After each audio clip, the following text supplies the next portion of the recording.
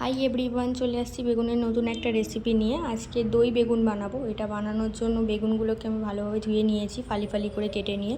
বেগুনের বোটাগুলোই রাখবো, বোটাগুলো রাখলে দেখতে সুন্দর লাগে। পেঁয়াজ, একটা টমেটো, কিছুটা কাঁচা লঙ্কা নিয়েছি। কাঁচা লঙ্কাগুলো গোটাই থাকবে। আর যে পেঁয়াজ আর টমেটো আছে সেটা ভালো করে পিষে নেব, ঘষেও নিতে পারো গ্রেটারে। বেগুনগুলোর ওপর আমি ভালোভাবে নুন হলুদ মাখিয়ে নিয়েছি, ভিতরে যাতে মশলাগুলো ঢোকে। যে চেরা চেরা করে রেখেছিলাম তার ভিতরে দিয়ে দিয়েছি। এখানে পেঁয়াজ টমেটো বেটে নিয়েছি, বেগুনগুলো মশলা দিয়ে দিয়েছি, আর কিছুটা টক দই নিয়ে নিয়েছি।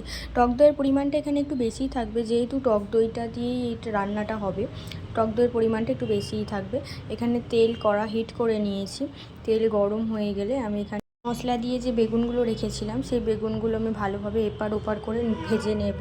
অ্যাকচুয়ালি বেগুনগুলোকে বেশিক্ষণ ভাজতে হবে না, কারণ বেগুন একটু তাড়াতাড়ি রান্না হয়ে যায়। বেগুনগুলোকে আলাদাভাবে কোনো ঢাকা দিতে হবে না। বেগুনগুলোকে আমি এপার ওপার করে লাল লাল করে ভালোভাবে ভেজে নেব। মশলা দেওয়া যে বেগুনগুলো ছিল সেগুলো এপার ওপার করে ভালোভাবে ভেজে নেব। একটু গায়ের কালারটা, মানে বেগুনের যে গায়ের কালারটা সেটা চেঞ্জ হবে। চেঞ্জ হয়ে গেলে দেখবে যে ফোলা ভাবটাও থাকবে না, একটু নরম মতো হয়ে যাবে।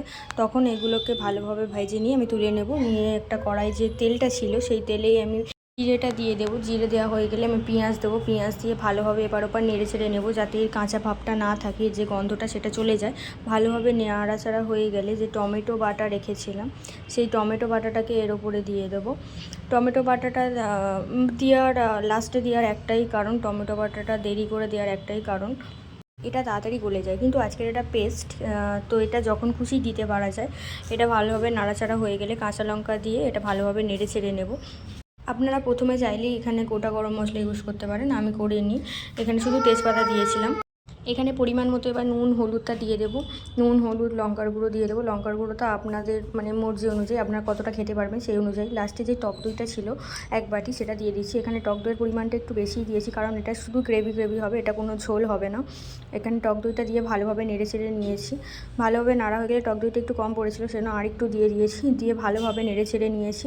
এটা গ্রেভি গ্রেভি হয়ে গেলে, এটা ফুটে উঠলে ধনেপাতা দিতে পারো, নাও দিতে পারো, সেটা না দিলেই বেস্ট। কারণ এটা দই বেগুন, যেহেতু দই বেগুনে ধনেপাতা দেওয়াটা উচিত নয়। খেতে ভালো লাগলে দিতে পারো, অপশনাল এটা। আর বেগুনগুলো দিয়ে দিয়েছি, দিয়ে কিছুক্ষণ ফুটে উঠলেই এটা তৈরি। কত সুন্দর দেখতে হয়েছে, এটা খেতেও তেমনই টেস্ট, খুবই ভালো লাগে। এটা ভালো লাগলে এটা ট্রাই করে দেখতে পারো। আজকের মতো এই পর্যন্তই, কাল দেখাবে নতুন একটা রেসিপি।